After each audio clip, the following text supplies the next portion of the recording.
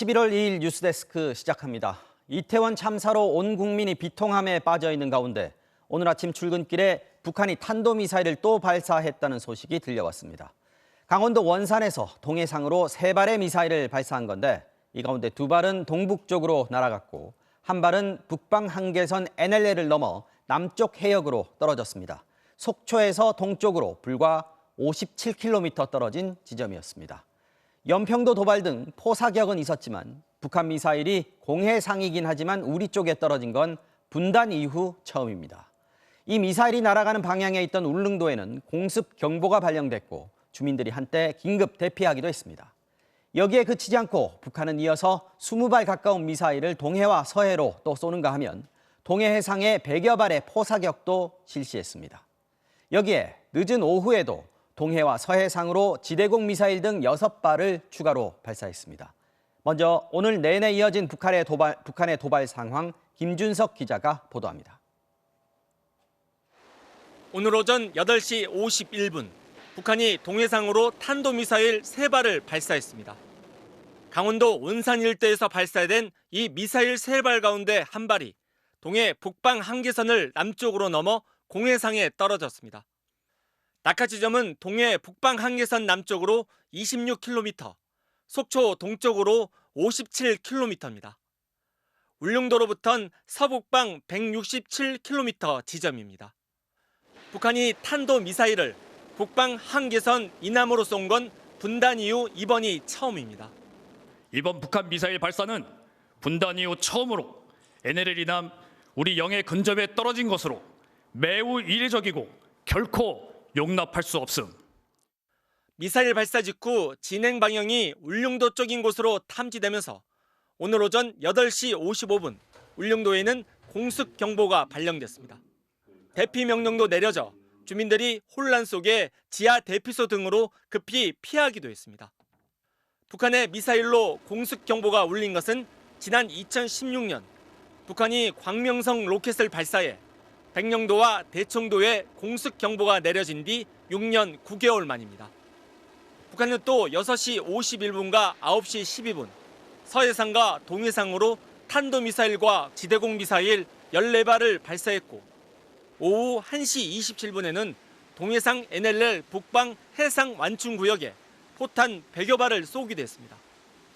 북한은 오후 4시 30분에도 서해와 동해상으로 지대공 미사일 6발을 추가 발사했습니다. 북한이 미사일 20여 발 이상을 한꺼번에 쏜 곳은 올해 들어 처음으로 이번 도발은 현재 진행 중인 한미연합 공중훈련인 비질런트 스톰에 대한 반발로 보입니다. 비질런트 스톰 훈련을 김정은으로서는 좌시할 수가 없잖아요. 어떤 형태로든 막아야 되는데 지금 아주 영리한 도발을 했어요.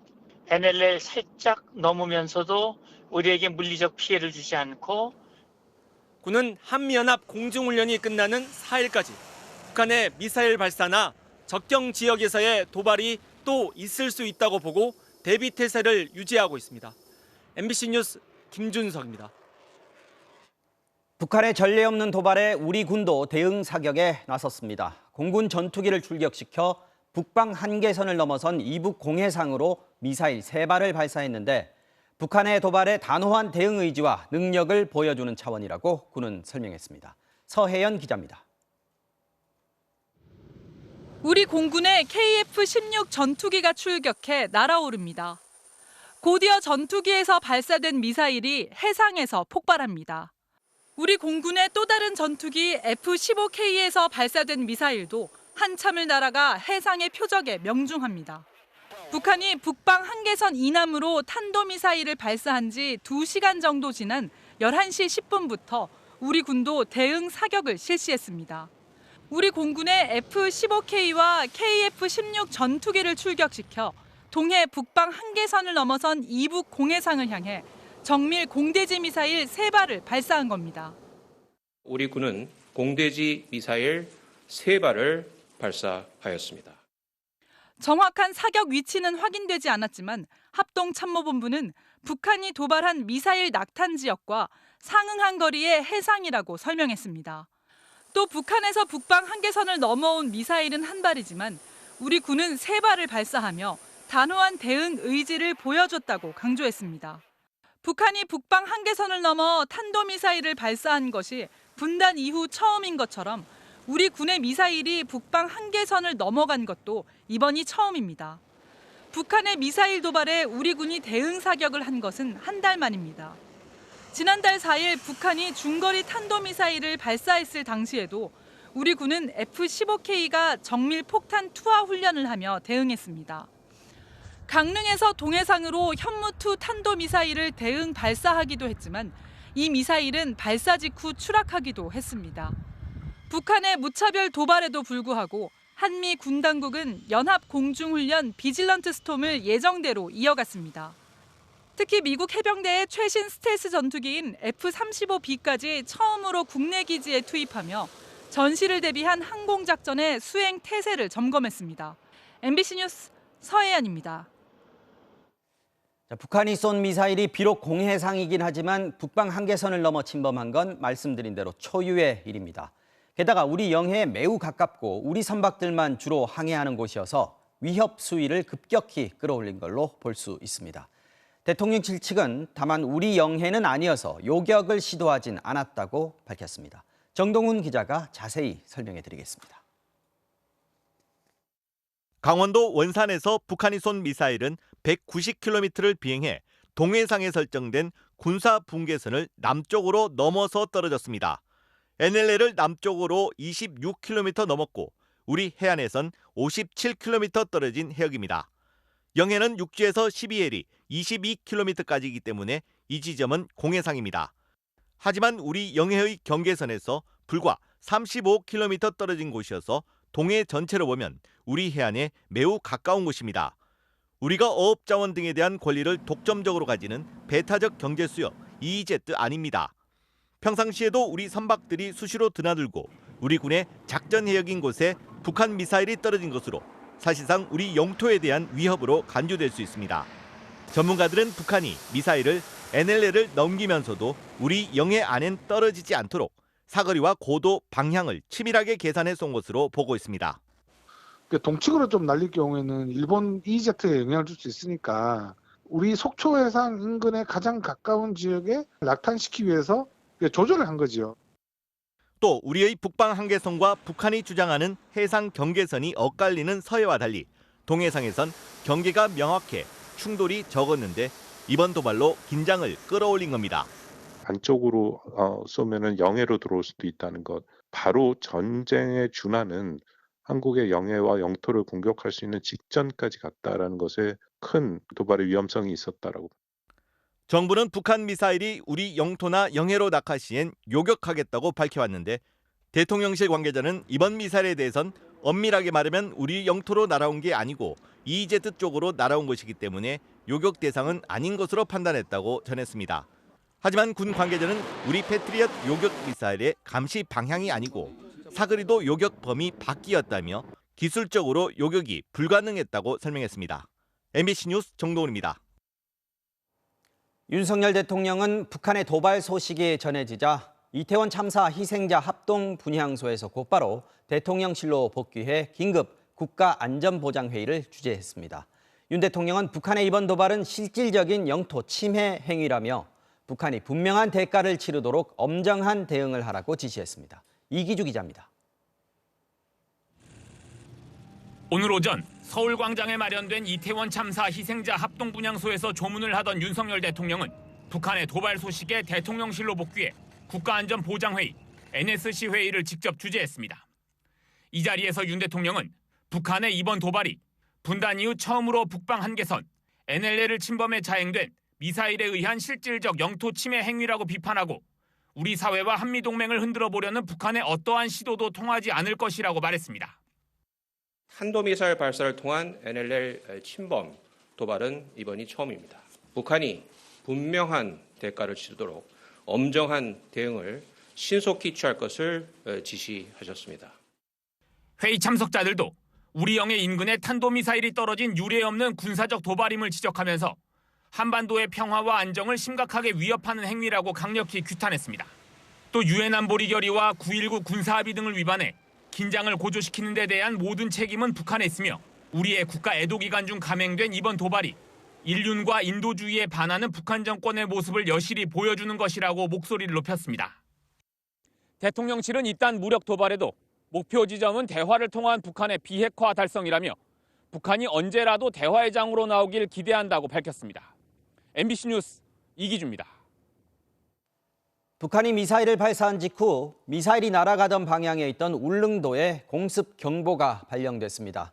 주민들은 처음 겪어본 공습 경보에 크게 당황했고 어디로 대피할지도 모르고 대피할 곳도 마땅치 않아 큰 혼란을 겪었습니다. 군 당국과 행정기관의 대처가 미흡했다는 지적도 나오고 있습니다. 김형일 기자가 보도합니다. 오늘 오전 8시 55분 울릉도 전역에 공습 경보를 알리는 사이렌이 2, 3분간 울렸습니다.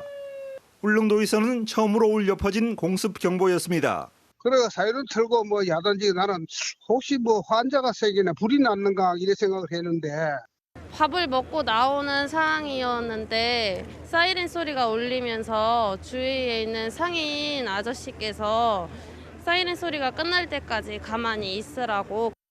울릉군청 공무원 일부는 지하시설로 대피했고 울릉군의 7개 초중고 400여 명의 학생들도 수업을 중단하고 대피했습니다.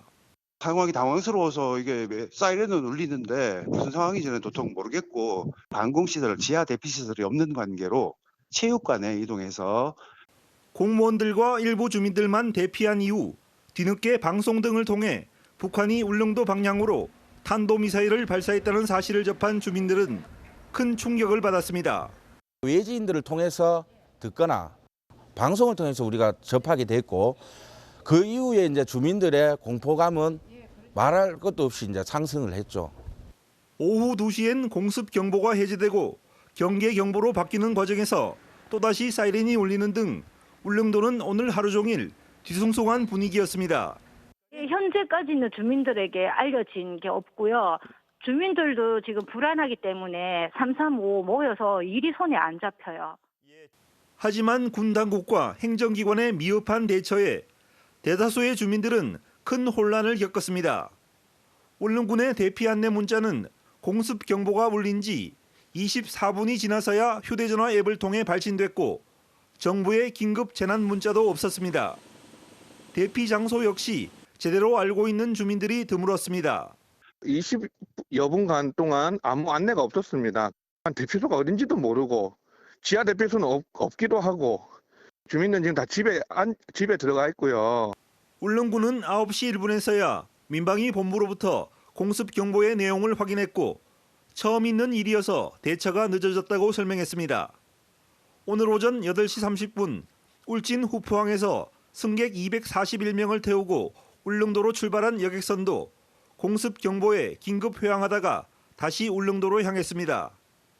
북한의 미사일이 이제는 울릉도까지 위협하면서 공습에 대비한 민방위 지하 대피시설 확충이 시급하다는 지적이 제기되고 있습니다. MBC 뉴스 김형일입니다. 북한의 미사일 도발로 동해안 민통선도 전면 차단됐고 38선 이북에서의 조업도 금지됐습니다. 농민들은 수확 중이던 작물을 버려둔 채 밭에서 돌아와야 했고 어선들도 뱃머리를 돌려 서둘러 항구로 돌아왔습니다. 모처럼 접경 지역을 찾은 관광객들도 발길을 돌려야 했습니다. 홍한표 기자가 보도합니다. 휴전선을 지척에 둔 동해안 최북단 고성군 명파리 마을. 이른 아침 민간인 통제선 부근의 밭으로 일하러 나갔던 농민들은 위급한 사이렌 소리를 들었습니다. 그리고 군의 통제가 시작되면서 수확 중이던 깨와 배추를 놔두고 허겁지겁 마을로 돌아와야 했습니다. 비가 많이 와가지고 그 작물을 아직 수확을 다 못했습니다. 그래서 수확하고 해야 되는데 지금 다 쫓겨나왔어요. 동해안 전방인 동부전선의 경계태세가 강화되고 민통선이 차단되자 통일전망대와 DMZ 박물관의 출입도 전면 통제됐습니다. 관광객과 직원들도 급히 철수했습니다. 이제 9시부터 9시 30분 사이에 전망대로 이제 출입하신 분들이 한 50여 분 계셨는데 그분들은 바로 저희가 전망대에서 철수를 시켰고요. 바다도 잠겼습니다. 오전 10시를 기해 북방 한계선 NLL과 불과 1.8km 떨어진 동해 최북단 저도어장에서 조업하던 어선 71척이 철수했고 38선 북쪽에서 조업하던 어선을 비롯해 모두 680여 척이 긴급 피항했습니다. 바다에서 급하게 긴급 철수를 시켜야 되잖아요. 그러니까 어민들이 이제 어고 낚시도 다 회수를 못 하고 또 38선 경계인 양양군 기사문항 북쪽에서의 해양 레저 활동도 전면 중단됐습니다. 해경은 울릉도의 공습 경보 발령 이후 독도와 울릉도 인근에 조업 중인 어선들의 피해는 없었다고 밝혔습니다. MBC 뉴스 홍한표입니다. 네, 이번엔 미국과 일본의 반응 이어서 보겠습니다. 먼저 미국은 위협이 되진 않는다. 하지만 무모한 행동이다. 이런 입장을 내놨습니다. 또 북한은 결국 핵실험을 목표로 하고 있는 걸로 본다고 전망했습니다. 워싱턴 연결합니다. 자, 왕정민 특파원, 미국 군 당국이 내놓은 입장 어떤 겁니까? 네, 밤사이 인도태평양 사령부가 당장은 위협이 되지 않지만 지역을 불안정하게 만드는 무모한 불법 행위라면서 북한의 도발을 평가절하하는 입장을 내놓았습니다. 또 북한이 오늘 도발을 감행하기 전 미국 국방부는 북한이 문제 삼는 이 비질런트 스톰, 잠들지 않는 폭풍이란 뜻의 한미연합 공중훈련에 대한 입장을 밝혔는데요. 여느 훈련처럼 이번 훈련도 북한을 먼저 공격하기 위해서가 아니라 순전히 한국과 동맹을 방어하기 위한 목적에서 오래전부터 준비해온 훈련이란 겁니다. 자, 문제는 오늘 도발이 이제 첫 단계에 불과하다. 추가 조치가 있을 거다 이런 거 아니겠습니까? 미국에선 어떻게 보고 있습니까? 네, 북한이 그제 잠들지 않는 폭풍 훈련을 즉각 중단하지 않으면 보다 강화된 다음 단계 조치를 고려하겠다 이렇게 경고했죠. 먼저 외신들은요, 북한이 오늘 북방 한계선 이남으로 탄도미사일을 발사하는 이전보다 수위를 높인 도발을 감행한 것이 이 강화된 조치의 첫 번째 조치라고 분석했습니다. 추가 조치가 있을 거라는 예상인 거죠. 역시 북한의 오늘 도발이 있기 전 미국 국무부가 강화된 조치를 두고 그 예상이 담긴 입장을 밝혔는데요. 북한이 앞으로 며칠 또는 몇 주 안으로 또 다른 도발, 결국 핵실험을 감행하기 위한 명분으로 이번 훈련을 문제 삼는 거라고 했습니다. 직접 들어보시겠습니다. Unfortunately, this appears to be nothing more than another pretext on the part of the DPRK. When it comes to the potential for a nuclear test. 당장 내일부터 한미 국방장관이 워싱턴에서 안보 연례 회의를 개최하는데요.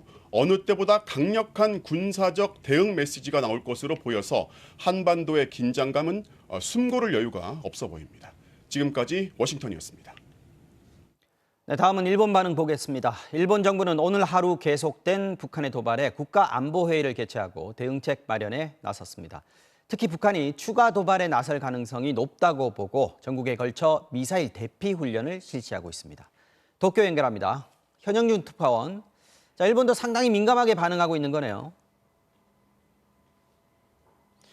네, 일본은 오늘 오전 북한이 탄도미사일을 발사한 직후 기시다 총리와 하마다 방위상 등 내각 관료들을 중심으로 긴급 국가안보회의를 개최했습니다. 오후에도 북한의 미사일 추가 도발이 이어지자 방위성은 4시 34분 발사 즉시 이를 공표하고 일본의 배타적 경제 수역 바깥에 떨어졌다고 설명하는 등 기민하게 대응했습니다. これまでにない高い頻度でミサイルの発射が繰り返されています。断じて容認することはできないと考えており。 일본 관방장관은 국가안보회의 브리핑에서 북한이 조만간 핵실험 등 추가 도발에 나설 가능성이 높다며 미국과 긴밀히 연계해 정보를 수집하고 경계를 강화하겠다고 밝혔습니다. 일본 언론들은 울릉도의 공습 경보와 대피 명령을 주요 뉴스로 전하며 한국에서 6년 반 만에 공습 경보가 발령됐다고 강조했습니다. 일본 정부는 한 달 전 북한 탄도미사일이 일본 영공을 통과한 직후 전국에 걸쳐 미사일 대피 훈련을 실시하고 있는데요. 어제는 니가타현에서 공무원과 주민 100여 명이 참여하는 대피 훈련을 진행했습니다. 미사일 발사 정보를 신속히 전달하고 미사일이 도달하기 전에 이 창문과 커튼을 닫아 포탄으로 인한 폭풍을 막고 건물 안에 대피하는 훈련이었습니다. 특히 피난 명령 시 주민들이 몸을 피할 수 있는 동사무소나 대피시설을 구체적으로 안내하는 데 중점을 뒀습니다. 일본 정부는 내년 1월까지 홋카이도를 비롯해 야마가타현, 도야마현 등 11곳에서 미사일 대피 훈련을 실시할 예정입니다. 지금까지 도쿄에서 MBC 뉴스 현영준입니다. 자, 예사롭지 않은 상황이고 북한의 오늘 도발이 마무리가 된 건지도 지금으로선 예단하기 어렵습니다. 전례가 없는 북한의 행동 어떻게 봐야 할지 외교안보팀 엄지인 기자와 짚어보겠습니다. 자, 엄 기자. 네. 해상 완충구역 안으로 쏜 방사포 이것도 문제지만 탄도미사일 같은 경우에는 속초아파드를 지금 북한이 직접 겨냥을 한 거란 말이죠. 연평도 포격 이후에 이 정도로 노골적으로 위협한 건 처음 아닙니까? 네, 말씀하신 대로 2010년에 연평도 포격 도발이 있었고 2014년에도 해안포 100여 발이 서해 NLL 남쪽으로 떨어진 적은 있었습니다. 네. 그런데 탄도미사일은 포탄하고는 차원이 다른 얘기입니다. 그렇죠. 북한이 그동안 미사일 도발을 할 때마다 자체 무기 개발이라면서 주로 함경북도의 알섬과 같이 동북 방향으로 쏘면서 미사일의 거리 또 고도로 위협의 수위를 가늠하도록 해왔습니다. 네. 그런데 이번엔 공해상이라고는 하지만 영해 바로 앞으로 그러니까 군사적 충돌 직전까지 의도적으로 긴장감을 끌어올린 것으로 봐야 되고요. 네. 한미가 지금 정찰 자산을 동원해서 대규모 연합훈련을 하는 도중에 또 미국 핵 잠수함까지 부산에 지금 와 있는 상황에서 연속적인 도발을 감행하고 있는 것도 예사롭지는 않은 모습입니다. 그리고 더군다나 지금 이태원 참사로 전 국민이 지금 애도하고 있는 분위기고 전 세계가 또 한국을 지금 지켜보고 있는 때 아니겠습니까? 그래서 설마 북한이 이 정도까지 도발을 할까 싶은 마음도 좀 있었던 것 같아요. 근데 요즘 북한을 설명할 때 많이 따라오는 말이 전례가 없다, 처음이다 이런 말들이거든요. 네. 공군력이 상대적으로 약한 북한이 그동안 한미의 전투기 훈련에 예민하게 반응한 것은 사실입니다. 그런데 이번엔 주변 상황을 신경 쓰기보다는 한미 훈련 기간 4일까지 예정돼 있는데요. 이 시간을 그냥 넘기지는 않겠다는 뜻이고 또 구실이 생길 때마다 군사적으로 대응하겠다. 또 수위도 그만큼 더 높여가겠다 이런 의도가 분명한 것 같습니다. 자, 어쨌든 지금 쭉 최근의 도발 흐름을 보면은 9.19 군사 합의를 깨겠다 이런 의도는 좀 분명해진 것 같습니다. 깨겠다는 건 분명한 것 같고요. 다만 원인이나 책임은 남쪽으로 돌리려는 것 같습니다. 네. 지금은 말로 파기 선언만 안 했을 뿐이지 연합훈련이나 주한미군 사격을 빌미 삼아서 합의 자체는 이미 무용지물이 된 상황이거든요. 네. 우리도 오늘 대응 사격을 통해서 9.19 합의를 지키지 않은 게 됐고요. 최근에 북한의 상선이 넘어온 데 이어서 정전협정으로 그어진 북방 한계선 NLL을 인정하지 않겠다. 이런 과거의 도발 패턴도 다시 보여줬습니다. 네. 9.19 합의, 나아가서 판문점 선언, 또 싱가포르 북미 회담 그 이전으로 가서 원점에서 다시 판을 짜야 한다는 무력 시위를 미국에 하고 있는 거다. 전문가들은 이렇게 보고 있습니다.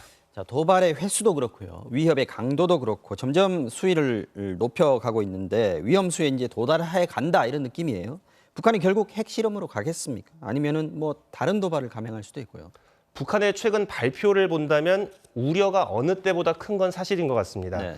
한미훈련을 겨냥해서 외무성이 강화된 다음 조치라는 말을 꺼낸 데 이어서 오늘은 군사정책의 실무를 총괄하고 있는 당 중앙군사위원회의 부위원장이 직접 나섰습니다. 네. 가공할 사건에 직면하고 가장 끔찍한 대가를 치르게 될 거라면서 단지 위협성 경고로 이것을 받아들인다면 실수라고 했습니다. 가공할 사건, 끔찍한 대가 이런 표현을 썼군요. 그렇죠. 경고가 아니라는 거고요. 시기적으로 보면 지금 중국은 시진핑 주석이 3연임 체제를 확정을 했고 바이든 미국 대통령은 중간 선거를 앞두고 있거든요. 또 대외적으로는 미국이 우크라이나 문제로 러시아와 또 대만 문제로 중국과 대립하고 있는 상황입니다. 북한이 결국 지금 이 시기에 이점을 최대한 활용해서 러시아와 중국을 방패로 삼아서 국지적인 도발을 감행할 수 있다. 이런 가능성이 지금 높게 나오고 있고요.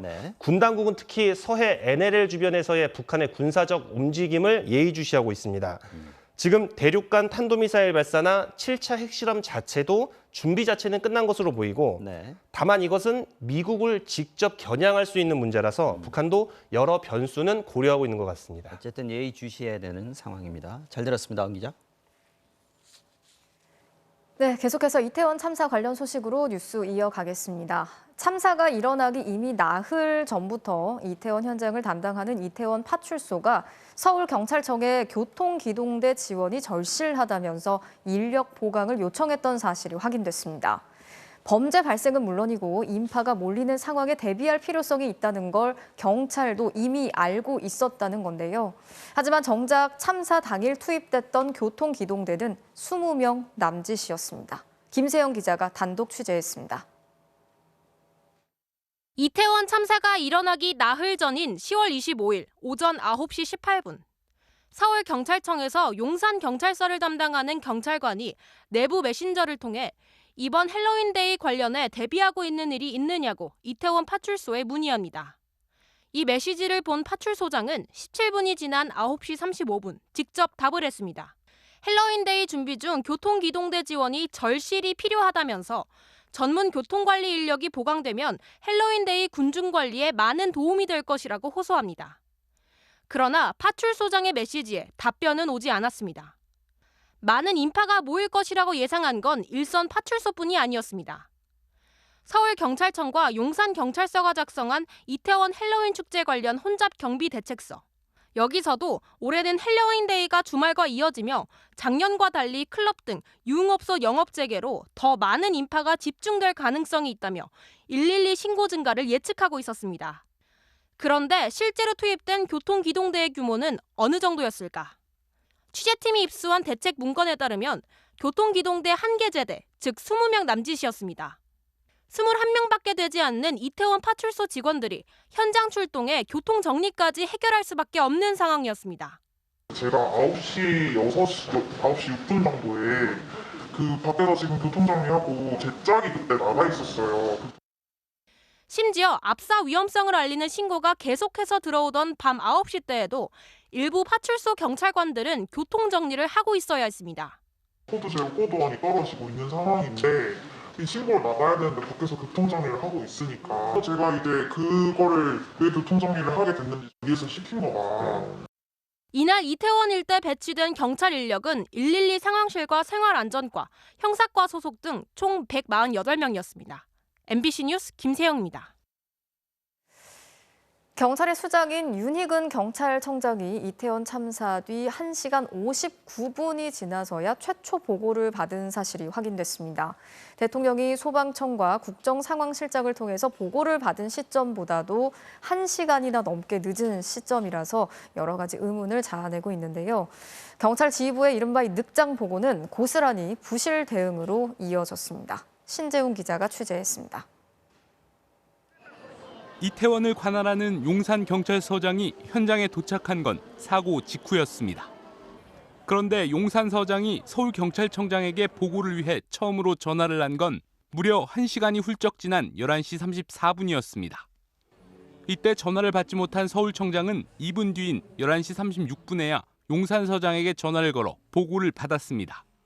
언론 보도까지 막 시작되고 있던 시점입니다. 윤희근 경찰청장은 심지어 0시 14분에 첫 보고를 받았습니다. 112의 압사 위기 관련 첫 신고가 접수된 그날 오후 6시 34분을 기준으로 보면 무려 5시간이 지나서야 경찰 지휘부에 보고됐다는 겁니다. 이상민 행정안전부 장관도 밤 11시 20분 소방을 통해 사고를 인지한 것으로 전해졌습니다. 대통령실은 어땠을까? 소방상황실은 사고 발생 38분 뒤인 밤 10시 53분 대통령실 국정상황실로 보고했습니다. 이어 윤석열 대통령이 국정상황실로부터 보고받은 시간은 밤 11시 1분. 검토를 거쳐 첫 지시를 내린 게 21분이었습니다. 이후 대통령은 사고 내용과 사상자 발생 가능성 등을 보고받고 현장 대응 상황을 점검한 뒤 밤 11시 21분 첫 지시를 내립니다. 대통령실은 경찰 라인으로부터 사고를 보고받은 건 자정이 넘은 0시 5분이었다고 밝혔습니다. 그렇다면 이상한 게 한두 가지가 아닙니다. 대통령이 11시 1분 보고를 받기 전까지 핵심 기관장인 경찰청장과 서울경찰청장, 주무부처 장관인 행정안전부 장관이 모르고 있었다는 얘기가 되기 때문입니다. 심지어 경찰 수장들은 대통령이 지시한 11시 21분 이후에도 사고가 난 사실을 모르고 있었습니다.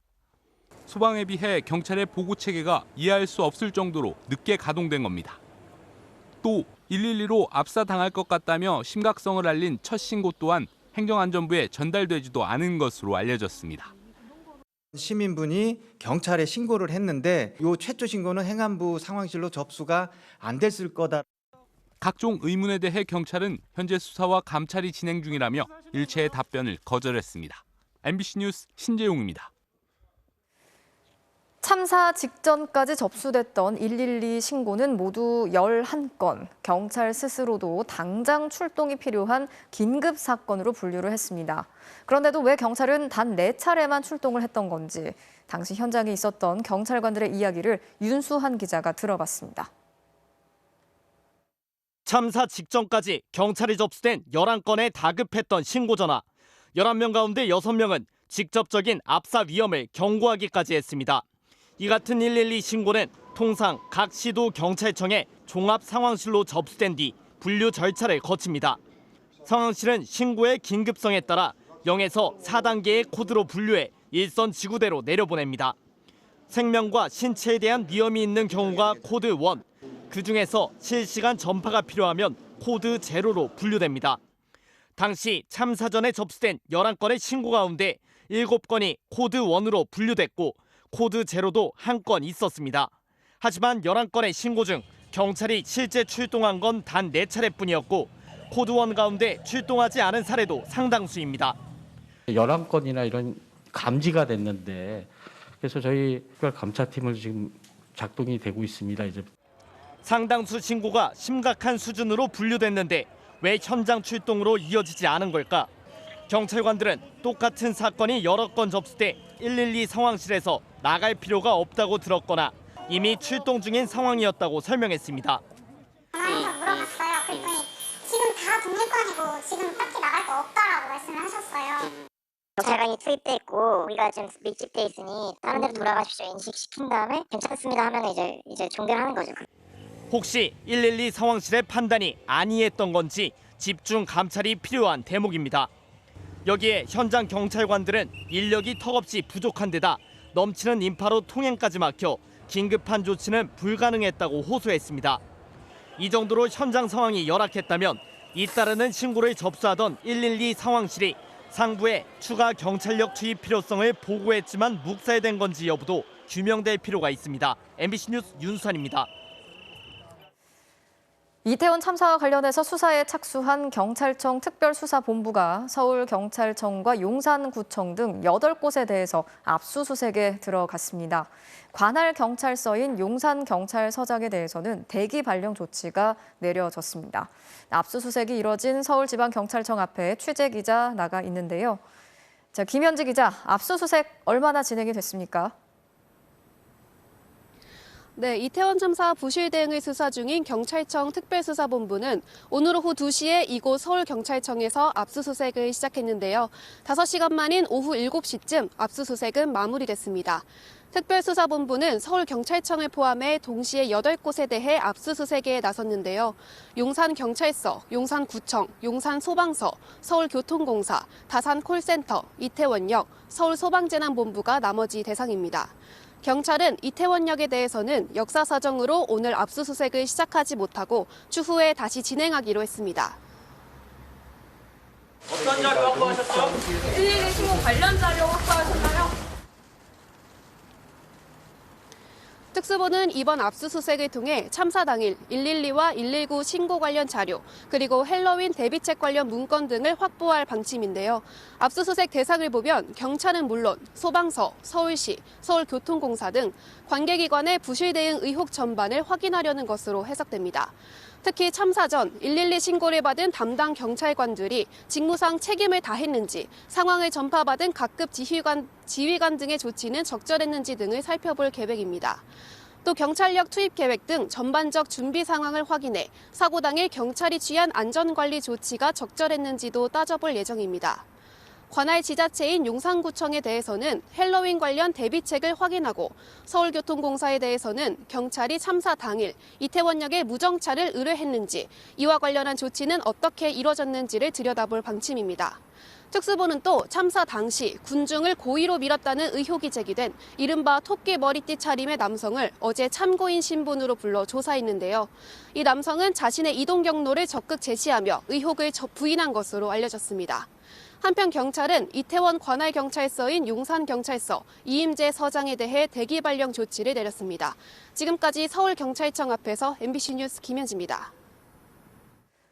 참사 당일 이미 112 신고가 빗발쳤지만 현장 대응이 부실했다는 경찰청장의 입장 발표에 대해서 일선 경찰들의 비판이 거세지고 있습니다. 수뇌부가 현장 경찰의 책임을 전가하고 있다면서 인력 운용이 미흡했던 지휘부의 책임이 더 크다는 반발이 나오고 있습니다. 유서영 기자가 전해드리겠습니다. 부실 대응 논란의 한가운데 있는 이태원 파출소를 다시 찾아가 봤습니다. 파출소 5개 팀 가운데 사고 당일 야간 당직이었던 순찰 2팀은 총 11명. 사태가 본격화되던 밤 10시까지 이 인력으로 이태원 일대 전체를 맡았습니다.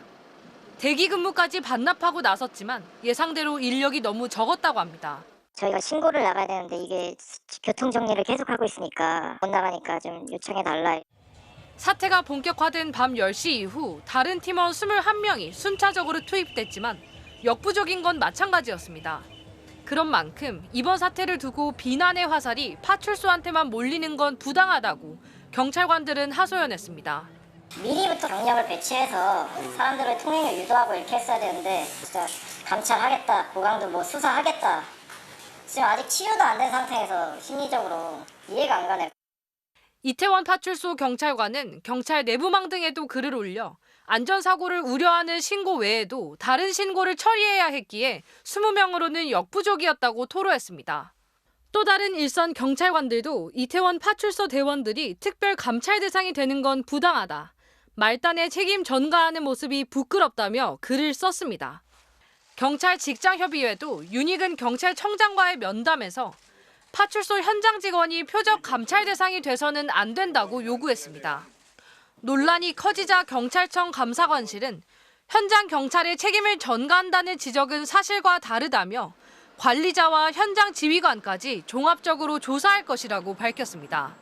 감찰이나 수사 대상의 범위는 현장뿐만 아니라 지휘라인 전체가 다 포함될 것으로 판단됩니다. 윤익은 경찰청장도 경찰 직협 측의 요구를 수용하겠다고 받아들인 것으로 전해졌습니다. MBC 뉴스 유서영입니다.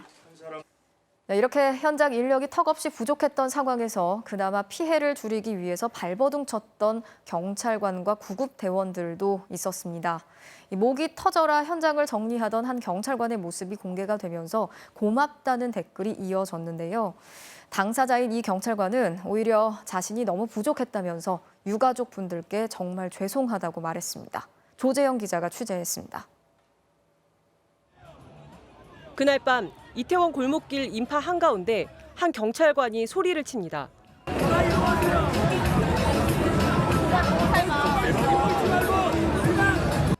인파가 몰린 골목으로 향하는 사람을 가로막습니다.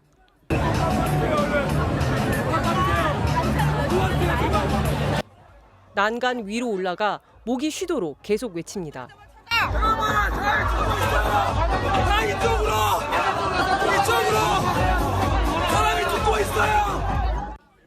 이미 낮 근무를 마친 뒤 야간 근무에 다시 투입됐던 이태원 파출소 김백겸 경사. 할 일을 했을 뿐이라고 덤덤히 말했습니다. 일개 순찰 팀원으로서는 상상할 수 없는 정도의 규모의 사람들이 몰려왔었고 SNS에서는 고맙다는 댓글이 이어졌지만 김 경사는 죄송하다는 말을 반복했습니다. 제가 유족 한 분 한 분께 찾아뵈서 정말 죄송하다. 제가 너무 부족했다라는 말씀을 드리고 용서를 구하고 싶었는데 방법이 떠오르지가 않더라고요. 그래도 주변 시민분들께서는 정말 최선을 다하셨다는 것을 다들 아셨으면 좋겠어요. SNS에선 영웅이었던 이웃들의 얘기도 전해지고 있습니다. 참사 2시간 전 한 여성이 골목길에서 큰 소리로 통행 방향을 알려 사고를 피했다는 경험담. 구급차가 차량들에 막히자 앞장서서 길을 뚫어준 배달 오토바이를 봤다는 목격담도 있었습니다. 가게 문을 열어 사람들을 대피시켰던 한 상인. 길바닥에 밥상을 차려놓고 절을 올립니다. 경찰관이 통제선 안으로 들어가면 안 된다고 막아 세웁니다. 씨발 뭐로 가자. 이게 전당이 난 전당인데 이렇게 하늘을 내리게 죽겠냐? 상인은 끝내 주저앉아 울음을 터뜨렸고 경찰관은 말없이 상인의 등을 쓸어내렸습니다. MBC 뉴스 조재영입니다. 사람이 내려올 수 없는데 계속 밀려 올라오니까 압살을 당할 것 같다. 겨우 빠져나왔다. 이태원 참사가 발생하기 약 3시간 40분 전 112에 최초로 접수된 신고 내용이었습니다. MBC가 이 최초 신고자를 만나서 112에 도움을 요청할 수밖에 없었던 당시 상황을 직접 들어봤습니다. 김정우 기자입니다. 인파로 빽빽한 골목. 위로 올라가려는 사람들과 내려가는 사람들이 한데 뒤엉켜 몇 발짝 걷기조차 쉽지 않습니다. 참사가 일어난 그 골목에서 사고가 나기 3시간 40분 전쯤 최초 신고자 박모 씨의 딸이 촬영한 영상입니다. 인파에 밀려 가족과 떨어졌던 박 씨는 해밀턴 호텔로 돌아 들어가 겨우 골목을 빠져나올 수 있었습니다. 저희 딸하고 남편하고 같이 오다가 남편하고 딸을 놓치고 옆에서 밀려오고 앞에서 또 자꾸 밀어 왜 막 이러셨나 봐요. 놓쳤어요, 아빠도 딸을. 가족들과 다시 만나기는 했지만 계속해서 골목 쪽으로 올라가는 인파를 보며 큰일이 일어나겠다는 공포를 느껴 112 신고를 했다고 합니다. 1번 출구에서 어마어마한 사람들이 나오는데 이 사람들은 이 위에 상황을 모르잖아요. 밑에서 많은 사람이 올라오잖아요. 그 위에 있는 사람들은 더욱더 못 내려오는 거죠. 박 씨의 휴대전화에 남아있는 112 신고 기록. 핸드폰 시각을 기준으로 오후 6시 31분부터 약 2분간 통화가 이뤄졌습니다. 여기서 박 씨는 사람이 내려올 수 없는데 계속 밀려 올라오니까 압사당할 것 같다. 통제를 해줘야 한다고 이야기했습니다. 저희 딸이 이제 빠져나와갖고 제 옆에 와서 제가 통화하는 걸 들었거든요. 엄마가 압사할 것 같다 하고 통제 부탁하는 전화 내가 들었어. 그렇게 얘기를 하더라고요. 나흘이 지났지만 그 골목을 빠져나오지 못한 희생자가 자신의 가족이 될 수도 있었다는 생각에 그때의 공포가 사라지지 않았다고 합니다. 우리 딸이 그 사고 난 뉴스를 보고선 내가 저 자리에 있었고 그때 누군가 넘어졌으면 누군가 밀었으면 엄마 우리도 그런 사고가 날 수 있는 상황이었어. 박 씨의 최초 신고 이후에도 골목의 위험을 알리는 신고는 10건 더 잇따랐지만 결국 참사를 막지는 못했습니다. MBC 뉴스 김정우입니다. 경찰청이 이태원 참사 직후 주요 시민단체와 언론의 동향을 분석한 문건을 만든 사실이 어제 SBS 보도로 드러나 파문이 일고 있습니다. 이 문건에서 수집하고 제시한 내용들은 결국 이번 참사가 정부 책임론으로 번져 정부의 부담이 커지는 것을 차단해야 한다.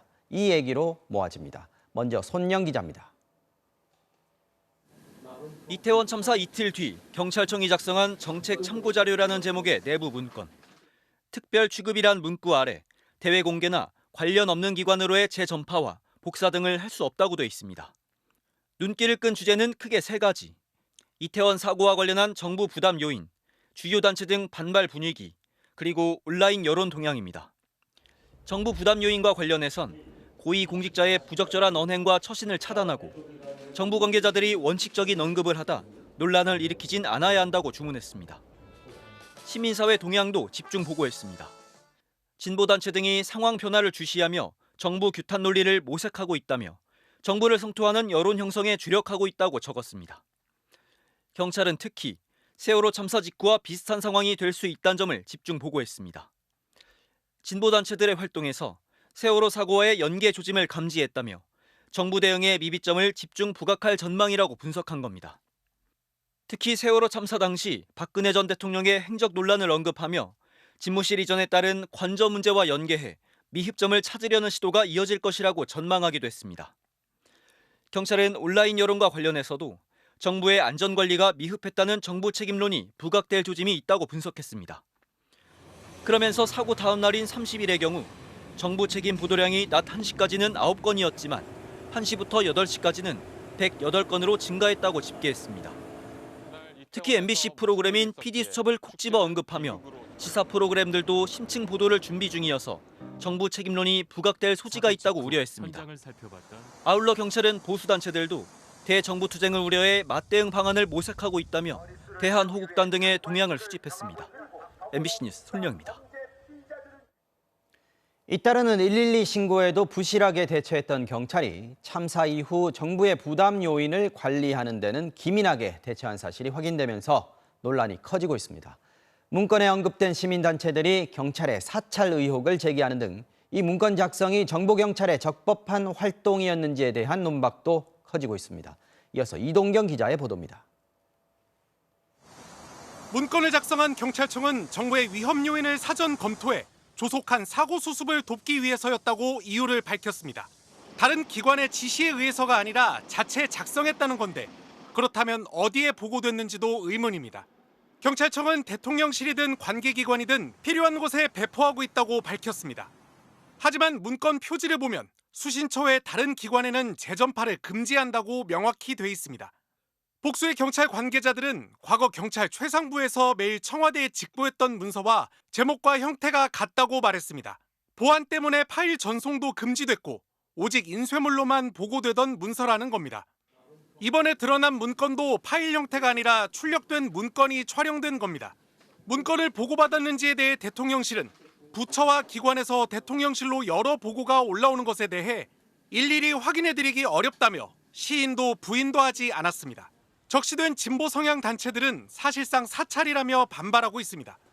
민주노총은 경찰의 사찰 정황이 드러났다며 과연 지금 경찰이 할 일인가라고 물었고 이태원 참사를 반여성 정책 비판에 활용할 수 있는 시민단체로 언급된 한국여성단체연합은 경찰청이 단체 관계자와 접촉한 것처럼 거짓 보고서를 작성했다고 비판했습니다.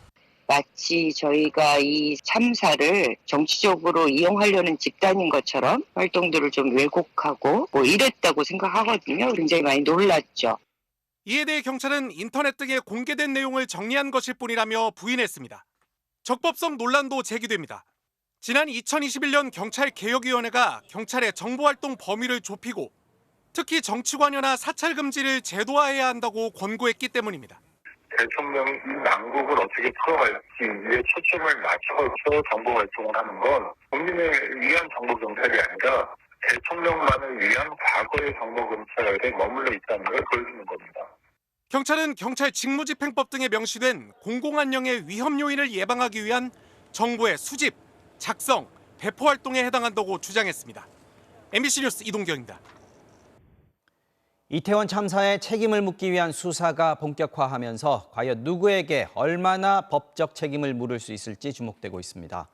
참사 당시 적절하지 못했던 대처뿐 아니라 사람들이 몰릴 게 뻔한 상황이었는데도 인력을 미리 배치하지 않았던 책임도 따질 수 있다는 게 법조계의 분석인데요. 앞으로 수사의 쟁점과 전망을 김지인 기자가 정리했습니다. 지난 2014년 세월호 참사 당시 현장 구조에 나선 해경 123정 정장에게 대법원은 징역 3년을 확정했습니다. 인명구조 책임자에게 업무상 과실치사로 형사처벌한 첫 사례였습니다. 서울경찰청과 용산경찰서의 압수수색 영장에 적시된 혐의도 업무상 과실치사였습니다. 이태원 참사의 경우 수사 대상인 과실은 당일 조치와 사전 조치 두 갈래로 나뉩니다.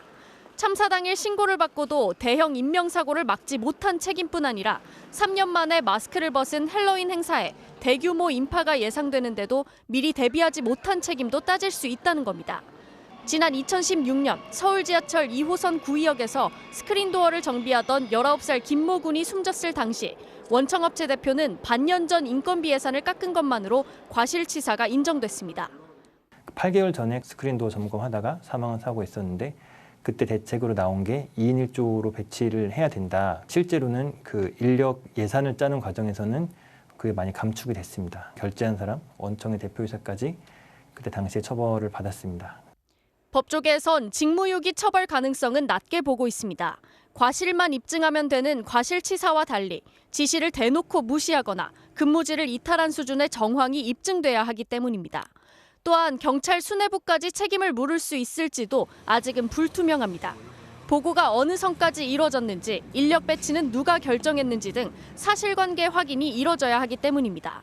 형사처벌뿐 아니라 피해자들이 국가나 지방자치단체를 상대로 손해배상을 청구할 수도 있습니다. 재난안전법 등에서 국가가 재난을 막도록 명시했기 때문에 배상 책임이 인정될 가능성이 높다는 게 법조계의 대체적인 전망입니다. MBC 뉴스 김지인입니다. 더불어민주당은 경찰청 문건 파문과 경찰의 112 신고 부실 대응을 비판하며 정부 책임론을 제기했습니다. 국민의힘도 경찰의 응당한 책임을 물어야 한다고는 했지만 일단 원인 규명이 우선이라며 책임론 확산을 차단하기 위해 애썼습니다. 김재경 기자의 보도입니다. 민주당은 정부가 이태원 참사 책임을 두고 면피성 꼼수를 부린다며 집중포화를 가했습니다. 참사 직후 경찰이 작성한 시민단체 동향 문건을 거론하며 군부 독재 때나 있을 법한 악습이라며 정부가 책임론을 막는 데만 급급해하고 있다고 지적했습니다. 시민단체와 언론 동향을 보고한 사실이 밝혀진 것입니다. 정부 책임론이 확대될 경우 정권 퇴진 운동까지 끌고 갈 대형 이슈라고 적시했습니다. 112 신고 부실 대응에 대해서도 경찰은 더 이상 수사 주체가 아니라 수사 대상이라고 비판했습니다. 파출소에 근무하는 경찰관이 내부망을 통해 기동력 지원을 요청했지만 결국 받지 못했다고 밝혔습니다. 소중한 생명을 구할 수 있었던 순간들을 반드시 낱낱이 밝혀내야 합니다. 국민의힘도 112 녹취록에 많은 국민들이 분노하고 있어 응당, 책임을 물어야 한다면서도 일단 원인 규명이 먼저라며 속도 조절에 나섰습니다. 지금 필요한 것은 속도가 아니라 정확한 방향입니다. 책임자 문책은 사고 원인을 정확하게 규명하고 거기에 근거해 진행돼야 합니다. 예산 심사를 위해 열린 국회 법사위에서도 야당이 이태원 참사 현안 질의를 요구했지만 국민의힘이 다음 주에 하기로 했다며 가로막았습니다. 비공개 현안 질의도 못 받겠다는 것입니다. 국회의 기본 책무인 현안 보고와 질의를 거부하는 이율배반적 모습을 보이고 있습니다. 고귀한 생명이 안타깝게 희생된 상황 속에 이를 정쟁으로 삼으려는 더불어민주당이 대단히 안타깝습니다. 아직 사건에 대한 진실 규명이 필요한 상황입니다. 정보 문건과 녹취록 공개로 비등해진 비판 여론에 자세를 낮추면서 경찰을 넘어 정부 전체 책임론으로 번지는 건 차단하겠다는 겁니다. 국회 인권위 국정감사에서도 정부가 참사 대신 사고, 희생자 대신 사망자로 표기하라고 지침을 내린 걸 놓고 여야가 맞붙는 등 정치권 책임 공방이 본격화되는 분위기입니다. MBC 뉴스 김재경입니다. 한덕수 총리가 어제 이태원 참사와 관련한 외신 기자회견에서 웃음과 함께 농담을 한 것에 대한 파장이 커지고 있습니다. 경악할 장면이라는 비판이 야당을 중심으로 터져나왔고 한 총리는 사과했습니다. 이지선 기자가 전해드립니다. 외신 기자회견이 시작되고 15분쯤 지나 통역 장비에 문제가 생겼습니다. At what point does the government responsibility start and end in South Korea, especially in times like this where government described the situation to be nobody's fault? 저는 잘 안 들리는데요. 이 통역이 왜 그런지 잘 모르겠는데. 한국 정부의 책임의 시작과 끝은 어디라고 보시는지 질문했습니다. 감사합니다. 한 총리는 국민의 생명과 안전은 정부의 무한 책임이며 다시는 이런 일이 일어나지 않게 예방하는 것이 정부 책임의 첫 번째라고 답했습니다. 농담은 바로 그 직후에 나왔습니다. I'm sorry for the technical troubles, and if you have trouble hearing the interpretation, please press. 이렇게 잘 안 들리는 것에 책임져야 할 사람의 첫 번째와 마지막 책임은 뭔가요? 네? 156명이 숨진 참사에 대해 정부의 책임을 묻는 진지한 질문을 농담처럼 표현한 겁니다. 그런데 한 총리의 농담성 발언은 이걸로 끝이 아니었습니다. 그로부터 1시간 15분쯤 뒤. 만약에 그 주최자가 있는 10만 명 정도 모이는 행사였다면 어느 정도 경력을 투입하게 됐었는지 말씀 부탁드립니다. 경찰청 우종수 차장이 단순히 인파의 규모와 주최자 유무로 판단할 수 없고 충돌 가능성 등을 종합적으로 고려해야 한다고 답하자 갑자기 한 총리가 끼어들어 말을 덧붙입니다. If there's a World Series between New York Yankees and Boston Red Sox, we should mobilize a lot of police. No? Okay. 10만 명이 모인 이태원 헬로윈 축제에는 137명의 경찰만 투입해 논란이 되고 있는 상황에서 미국 월드시리즈라면 수많은 경찰을 투입했어야 한다는 말은 부적절하다는 지적이 나오고 있습니다. 더불어민주당은 전대미문의 참사로 고통받는 국민의 가슴에 염장을 지른 거라며 비판했고 여당에서도 유승민 전 의원이 질책에 가세했습니다. 경악할 만한 장면을 봤습니다. 사태 수습에 총력을 다해야 될 총리께서 외신 기자 간담회를 하면서 농담을 했습니다. 농담할 자리입니까? 파장이 커지자 한 총리는 보도자료를 내고 경위와 무관하게 국민들의 마음을 불편하게 해드린 점 사과드린다고 밝혔습니다. MBC 뉴스 이지선입니다. 정치권에선 이상민 행정안전부 장관과 윤희근 경찰청장을 즉각 경질해야 한다는 목소리가 여야 모두에서 나오고 있습니다. 경질 요구는 한덕수 총리로까지 확산되고 있습니다. 하지만 대통령실은 감찰과 수사 상황을 지켜보겠다면서 유보적인 입장을 보였습니다. 구민지 기자입니다.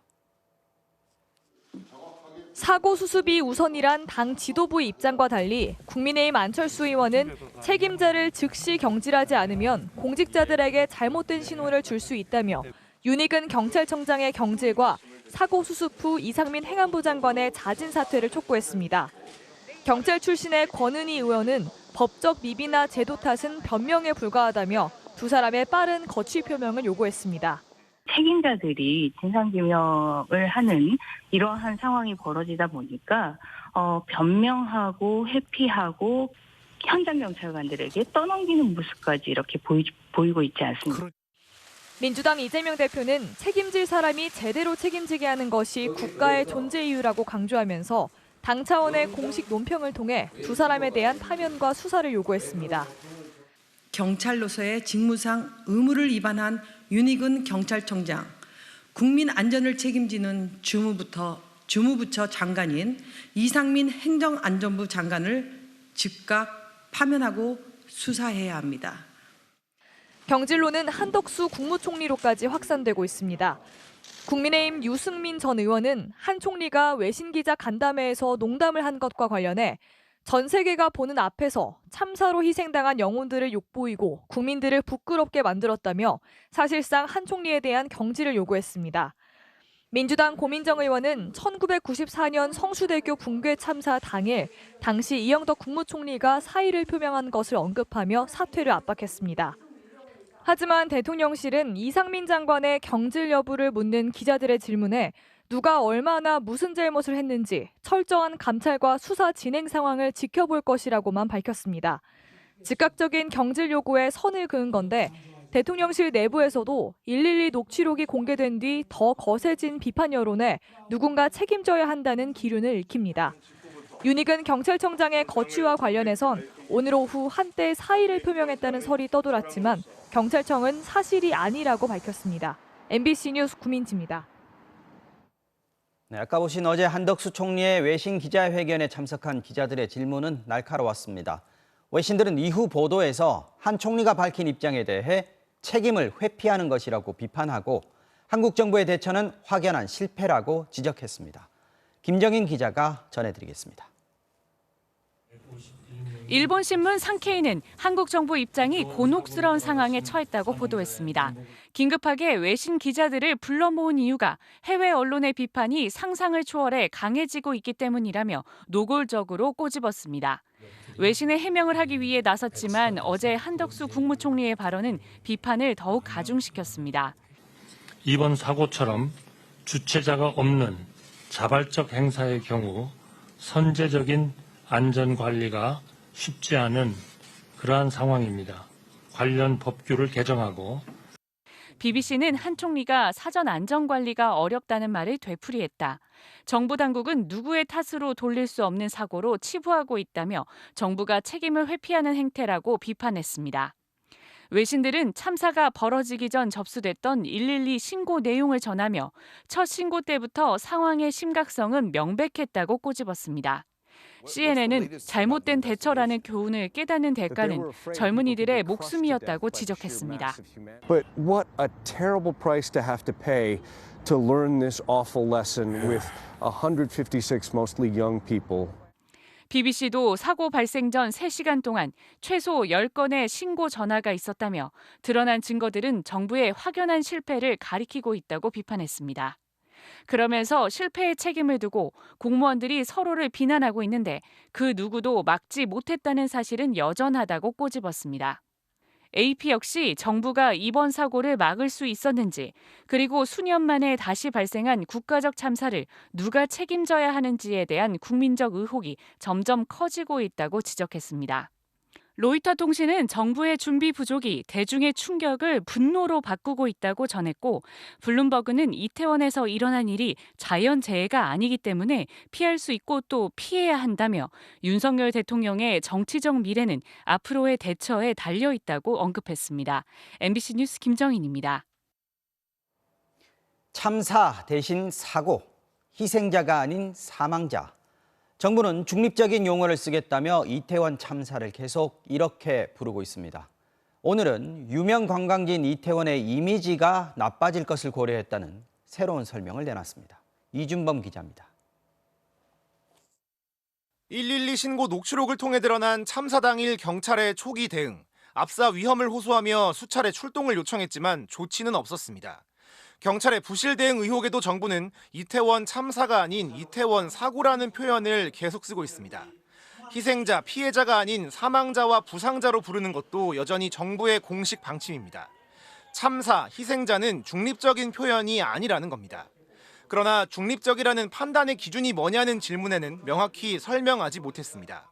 아주 심도 있게 그렇게 논의를 해서 한 거는 아니고요.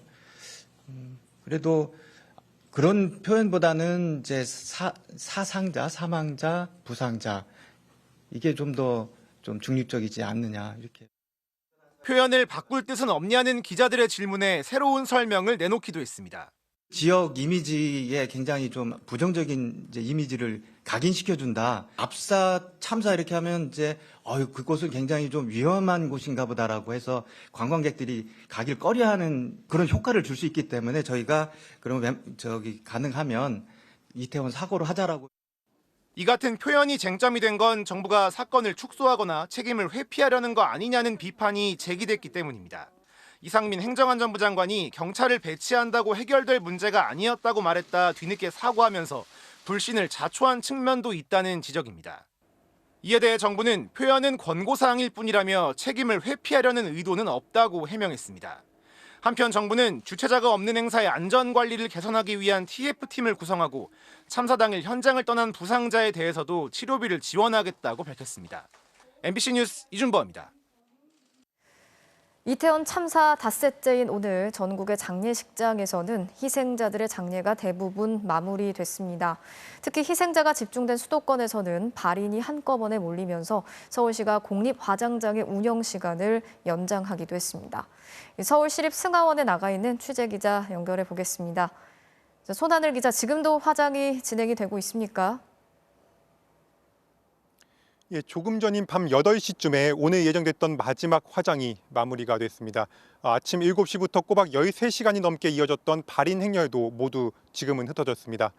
보통은 화장을 한 뒤에 곧장 장지로 간다는 걸 생각을 해보면 이렇게 캄캄한 밤에 화장을 하는 건 굉장히 이례적입니다. 156명이 희생된 이태원 참사로 관련 문의가 급증하자 시립 화장장의 운영 시간이 연장이 된 겁니다. 덕분에 큰 혼란은 피할 수가 있었는데 이 시신을 운구했던 상조업체 측 설명 들어보시겠습니다. 세종 천원을 내려가야 돼. 이렇게 임시로 안 만들어 놓으면 화장장은 거기까지 갔다 올라오셔야 돼. 예, 어제에 이어 오늘도 이곳 화장장에서는 평소와는 좀 다른 생경한 상여 행렬이 이어졌습니다. 앳된 영정사진이 앞장서면 그 뒤를 부모가 오열하면서 따라갔고 젊은 친구들이 마지막 길을 배웅했습니다. 유독 비통한 통곡이 이어진 이들의 운구 행렬을 다른 유가족들도 안타까운 표정으로 지켜봤습니다. 노르웨이 기자 등 이태원 참사를 취재해온 여러 외신들도 이곳에서 이 모습을 취재했습니다. 희생자 156명 가운데 어제까지 68명의 장례가 마무리됐고 오늘도 이곳 화장장에서 상당수 희생자들이 한 줌의 재로 돌아갔습니다. 서울시설공단은 주말까지 이곳 승하원과 양재 서울추모공원 등 두 곳 화장장의 운영 시간을 밤 8시까지로 연장했습니다. 오늘 연장 운영으로 39의 시신을 추가로 화장할 수가 있었고요. 내일의 경우 예약이 두 시설 각각 한 자리씩 남아 있습니다. 시설공단은 만약 이태원 참사 희생자 가족의 요청이 있을 경우 밤 10시까지도 화장시설을 연장 운영할 계획입니다. 이태원 희생자들의 마지막 발걸음이 종일 이어진 서울시립승하원에서 전해드렸습니다. 오늘도 유실물 보관센터에는 발인을 마치고 온 유가족들과 지인들의 발길이 이어졌습니다. 하나하나 각자의 사연이 담겨있는 물건들은 가족들의 눈물과 함께 집으로 돌아갔습니다. 구나영 기자가 취재했습니다. 주인을 잃은 시계 속 시간은 계속 흐릅니다. 벌써 나흘이 지났습니다. 아들의 신발을 한 짝씩 품에 꼭 안고 나온 어머니와 아버지. 슬픔은 울분으로 바뀌었습니다.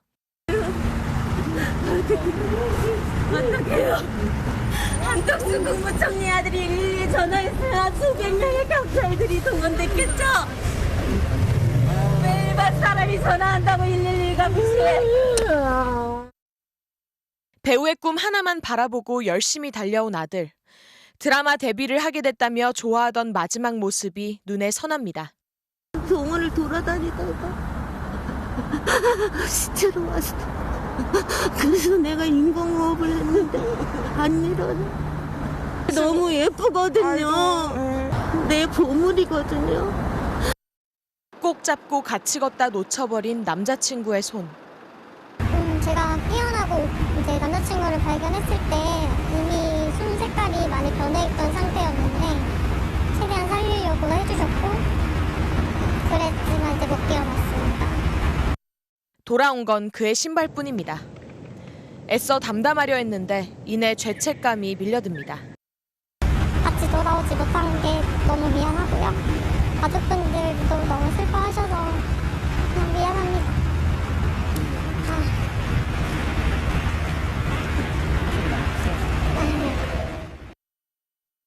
동생의 가방에서 그날 아침 쥐어준 용돈을 발견한 오빠와 홀로 돌아온 친구는 넋을 잃었습니다.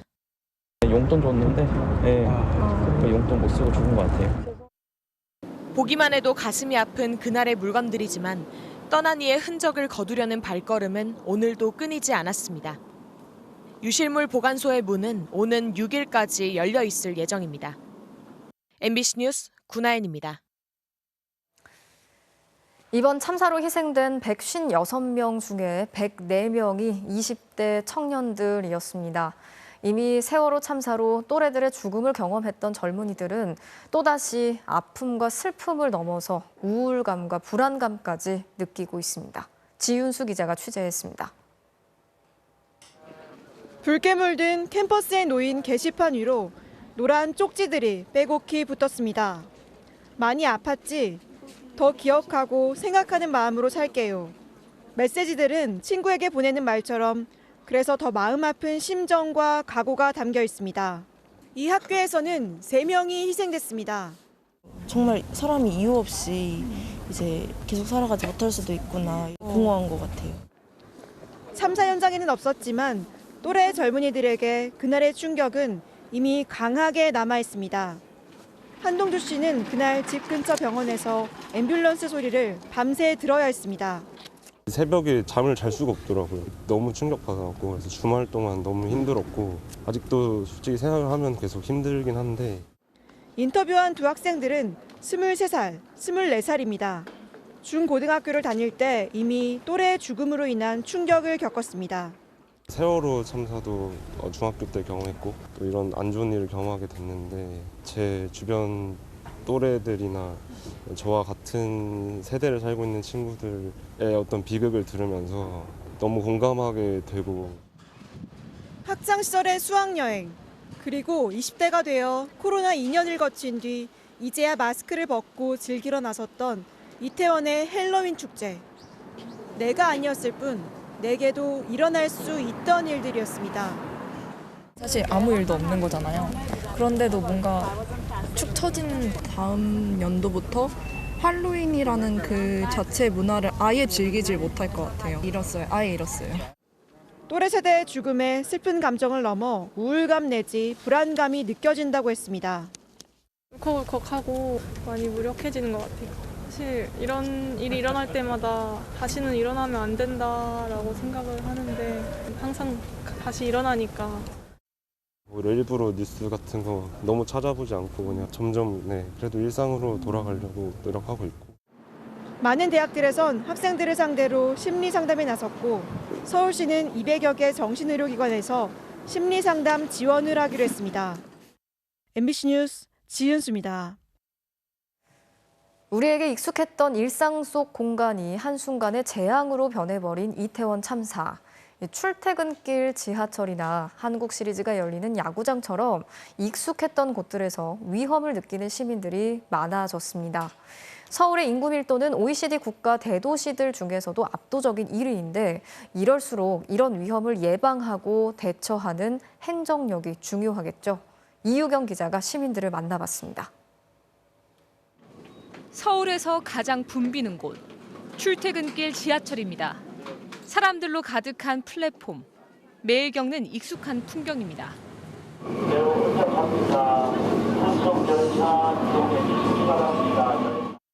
이미 사람들로 가득 찬 열차 안에 몸을 밀어넣는 사람, 벽을 붙잡고 간신히 버티는 사람. 이태원 참사는 이런 익숙한 일상의 위험성을 새삼 깨닫게 했습니다. 좀 무섭긴 하거든요. 평소에도 지옥철 탈 때 찝찝했는데 남일 같지가 않더라고요. 그래서. 평소와 달리 그냥 다음 열차를 기다리는 사람도 있습니다. 지금은 빨리 가려는 것보다 안전히 가자라는 생각이 들고 다음 전철을 요즘 좀 기다려서 좀 더 여유 있게 타는 것 같습니다. 열차보다 더 위험한 곳은 사실 계단과 에스컬레이터입니다. 에스컬레이터 같은 거 탈 때도 이제 위에 사람이 있으면 넘어져서 내가 죽게 되면 어떡하지라는 공포감이 생긴 것 같아요. 한국 시리즈가 열린 야구장에 모인 사람들도 비슷한 걸 느낍니다. 오늘 야구장 오는데도 사실 애들이 많이 반대를 했어요. 사실 지금 사람이 많으면 겁이 나요. 서울의 인구 밀도는 1제곱킬로미터당 16,700명. 런던과 도쿄의 3배가 넘고 뉴욕보다는 8배나 높습니다. 매일 도시 어딘가에서는 수만 명이 모이는 스포츠 경기와 대형 공연이 열리고 출근길 김포도시철도에는 표준 인원의 3배가 탑니다. 과밀이 일상이 된 사회. 그래서 더 중요한 건 이런 위험을 미리 예방하고 대응할 수 있는 행정력이 제대로 작동하는 겁니다. 이런 사고는 선진국, 후진국이 없어요. 다만 그 사고가 났을 때 그것에서 학습할 수 있는 교훈을 빼내지 못한다면 그건 후진국이 아니라 야만국이죠. 전문가들은 시민들이 위험을 인식하고 정확한 대처법을 아는 게 중요하지만 그렇다고 지나친 두려움을 가져서도 안 된다고 조언하고 있습니다. MBC 뉴스 이유경입니다. 이번 참사를 계기로 심폐소생술 같은 재난안전대응법을 익히려는 사람들도 크게 늘었습니다. 실제로 참사 당시 시민들이 심폐소생술에 나서서 소중한 생명들을 구해냈죠. 이 심폐소생술을 할 줄 아는 사람이 10%만 늘어도 환자의 생존율이 1.4배 높아진다는 연구 결과도 있습니다. 임상재 기자가 전해드리겠습니다. 하나, 둘, 셋, 넷, 다섯. 대한적십자사가 운영하는 응급처치 교육, 심폐소생술 실습이 한창입니다. 교육비 7만 원을 내면 하루 8시간 동안 심폐소생술을 포함한 응급처치법을 배울 수 있습니다. 오늘 교육을 받은 11명 중 5명은 이태원 참사 이후에 신청한 사람들입니다. 제가 만약에 현장에 있었다면 올바른 방법으로 심폐소생술을 시행할 수 있었을까라는 생각으로 전문적으로 배워보고자. 참사 이후 심폐소생술에 대한 관심은 부쩍 높아졌습니다. 대한적십자사의 응급처치 교육을 문의하는 사람은 참사 전보다 2배 늘었고 대한심폐소생협회 홈페이지 접속량은 4배 늘었습니다. 11월에 예정되어 있던 강습들이 다 폐강 정도였었는데 월요일 날 출근해서 확인해 보니까 모두 다 정원이 마감됐었고 지자체도 교육을 늘리고 있습니다.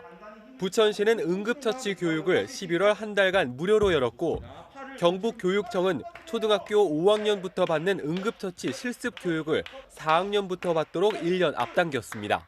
실제로 사람이 심장이 마비가 되었을 때 이 정도로 세게 깊이 눌러야 된다는 것을 처음 알았고, 심정지 후 생명을 살릴 수 있는 시간은 4분. 서울대병원 연구에 따르면 한 지역에 심폐소생술을 제대로 할 수 있는 사람이 10% 늘 때마다 심정지 환자 생존 확률은 1.4배씩 높아집니다. 하지만 한국소비자원이 올해 5월 대학생을 대상으로 설문조사한 결과 응급처치법을 정확히 알고 있다고 답한 사람은 고작 10% 수준이었습니다. MBC 뉴스 임상재입니다. 참사 현장 인근인 이태원역과 녹사평역에 마련된 합동 분향소에는 오늘도 추모객들의 발걸음이 이어졌습니다. 현장을 연결해 보겠습니다. 자, 김민영 기자, 지금도 시민분들이 많이 나와 계신 것 같네요. 네, 맞습니다. 지금 참사 현장은 지금도 이렇게 경찰 통제선이 쳐진 채 그때 참혹했던 상황이 그대로 보존돼 있습니다. 이렇게 시민들이 접근할 수 있는 가장 가까운 곳인 이태원역 출구 앞에는 애도의 뜻이 적힌 메시지가 빼곡히 붙어 있고요. 제 뒤로 보시면 지금도 추모객분들이 굉장히 많이 계시는데요. 추모객이 놓고 간 꽃다발들이 인도를 넘어서 차도까지 수북히 쌓여 있습니다. 오늘 이곳을 찾은 많은 시민들은 눈물을 훔치고 추모글에 애도의 뜻을 담으며 슬픔을 함께했습니다. 친구들이 그냥 죽어가고 있다고 생각하니까 마음이 너무 안 좋아서 저는 다른 데 놀러 왔고 그 친구들은 이태원에 놀러 온 것밖에 없는데 제대로 책임을 졌으면 해요. 이번 참사로 10년지기 친구를 떠나보낸 한 시민은 처음 주는 꽃이 국화라서 너무 미안하다는 안타까운 글을 남겼고요. 24살 아들을 고국에서 잃은 오스트리아 동포는 장례를 치른 뒤 사고 현장을 찾아 오열했습니다.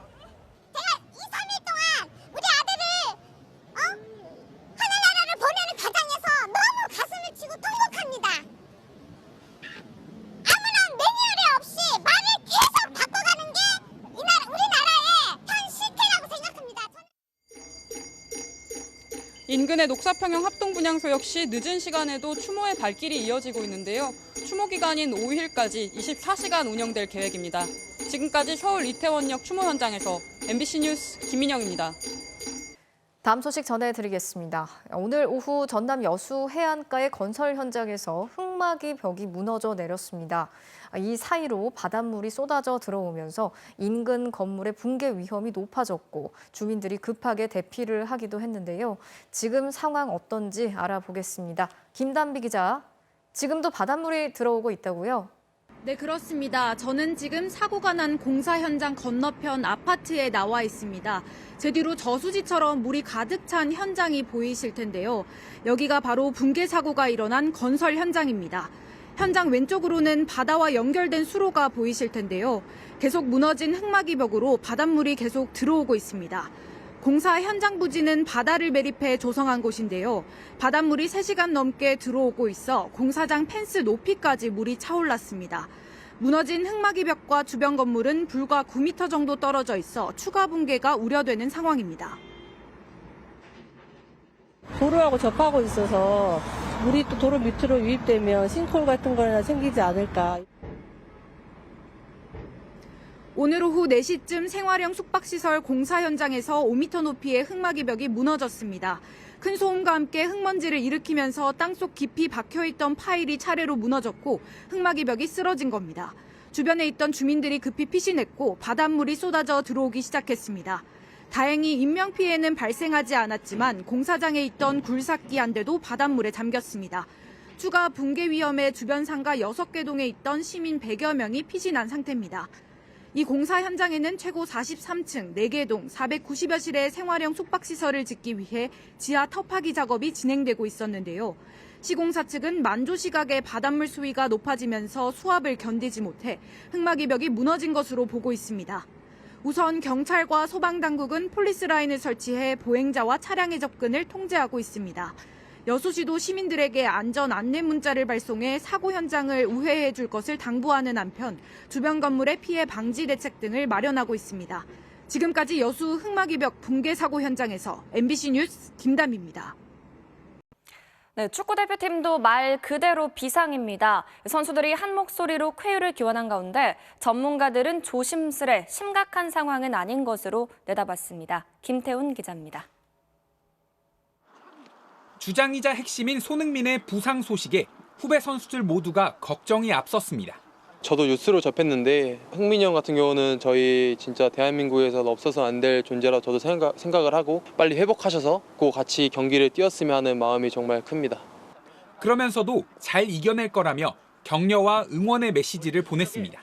많이 다치신 것 같아서 좀 걱정이 많이 되는데 형은 손흥민이니까 잘 이겨내고 무사히 건강한 모습으로 오셔서 대표팀도 잔뜩 긴장하고 있습니다. 대표팀 관계자는 부상 정도를 파악하기 위해 토트넘에 공문을 보내 결과를 기다리고 있다며 월드컵 출전에 이상이 있을 정도는 아닐 것 같다고 덧붙였습니다. 전문가들은 특히 곧바로 병원에 가지 않고 경기가 끝날 때까지 남아 라커룸에서 함께 사진을 찍은 점을 긍정적인 신호로 해석했습니다. 가벼운 얼굴에 타박 이런 경우에는 한 일주일 정도 휴식이 필요하고 만약에 이게 실금이라도 갔다면 그 라커룸에서 그렇게 사진 찍기가 어렵습니다. 그래서 그런 걸로 봐서는 안 하고 올 적의 가능성은 좀 희박하고 월드컵 때문에 빡빡해진 유럽 리그 일정으로 각국 대표 선수들의 이탈이 속출하는 가운데 개막을 20일 정도 앞두고 부상이 가장 큰 변수로 떠오르고 있습니다. MBC 뉴스 김태현입니다. 네, 프로야구 한국 시리즈 2차전에서 어제 역전패를 만회하려는 SSG와 연승에 도전하는 키움이 접전을 펼치고 있습니다. 현재 경기 상황 박재훈 기자가 전해드립니다. 역전과 재역전을 거듭한 1차전 명승부의 여운 속에 2차전도 포스트 시즌 6경기 연속 매진 사례를 이뤘습니다. 오늘도 선취점은 SSG의 몫이었습니다. 1회 추신수와 최지훈의 연속 안타를 시작으로 노아웃 만루 기회를 만들었고 한유섬의 밀어내기로 먼저 한 발 앞서갔습니다. 이어 라가레스와 박성한의 내야 땅볼로 착실하게 한 점씩 보태 적시타 없이 3대 0까지 달아났습니다. 키움도 3회 기회가 있었습니다. 송성문의 타구에 SSG 외야진이 소극적인 수비를 펼친 틈을 타 역시 노아웃 만루 기회를 잡았습니다. 하지만 이용규가 병살타를 때리면서 한 점만 따라붙는 데 그쳤습니다. 이 사이 SSG는 5회 최지훈이 키움 선발 애플러에 커브를 걷어올려 투런포까지 터뜨렸습니다. 올해 키움 상대로 3승에 평균 자책점 0.62로 강했던 SSG 선발 폰트는 7회까지 1점만 내주며 2차전 반격을 이끌고 있습니다. 7회 현재 SSG가 6대 1로 앞서가고 있는 가운데 두 팀은 모레 고척에서 3차전을 치릅니다. MBC 뉴스 박재웅입니다. 네, 샌디에고의 김하성 선수가 시즌을 마치고 오늘 귀국했습니다. 골든글러브는 아쉽게 수상하지 못했습니다. 당당히 빅리그 정상급 유격수로 거듭난 김하성. 특유의 헛슬 플레이와 탄탄한 수비는 포스트 시즌까지 강렬한 인상을 남겼습니다. 올 시즌 풀타임 뛰었던 게 내년 시즌에 분명 더 좋은 좀 기록으로 나올 거라고 생각을 하고 있고요. 골드글러브 최종 후보에 오른 거, 그거는 좀 개인적으로 기분 좋은 것 같아요. 이제 목표는 내년 3월 WBC 대회입니다. 일본의 오타니를 깰 비책도 있다네요. 미국까지 가야죠. 제가 몇 가지 아는 게 있긴 한데 그건 노코멘트 하겠습니다. 이겨야죠. 후배 이정후에게도 한마디 남겼습니다. 일단 뭐 MLB 팀에서도 정우에 대해서 관심이 많은 것 같고 저한테도 많이 물어보고 자기가 알아서 잘하겠죠. 네. 한국 시리즈나 우승했으면 좋겠어요. 김하성 선수는 모레 고척을 방문해 친정팀 키움에 힘을 불어넣어줄 예정입니다.